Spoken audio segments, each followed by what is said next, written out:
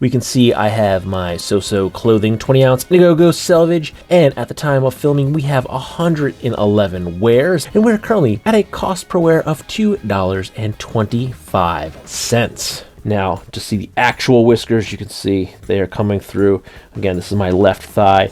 You can see a big long crease here coming all the way from the crotch out to the seam, and we are again starting to actually see white coming through. We're not just seeing creases anymore, we are actually seeing the whiskers themselves forming. Same thing over here, probably more so. This is my right pocket. Right through here, these whiskers are starting to show quite a bit of white coming through, and we can see here on the seam of the button fly, we got some nice white coming through here.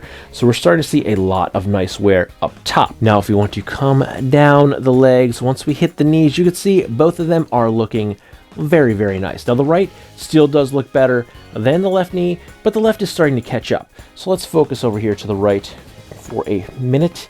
You can see it is very white, and it is a lot softer to the touch. Now, the jeans, the denim overall has softened up quite a bit since I did my machine wash to them, but you can feel the knees. They do actually feel thinner and a lot softer, but you can see that right knee is considerably faded, and I really like that. It's the best fade on the jeans. Now, coming over here to the left knee, now it is starting to catch up. It's bigger, and it's certainly showing more white, but it is still a little behind the right knee. So you can see I do have the fade outline of my wallet in there and my knife. I do keep my cell phone in my back left pocket, which is why I think I'm getting this fade mark right here. I think it's from when I'm grabbing my phone, I kind of stick my hand in there, and I think that's actually from the back of my hand and my nails, because if you look, it almost looks kind of scratch marky.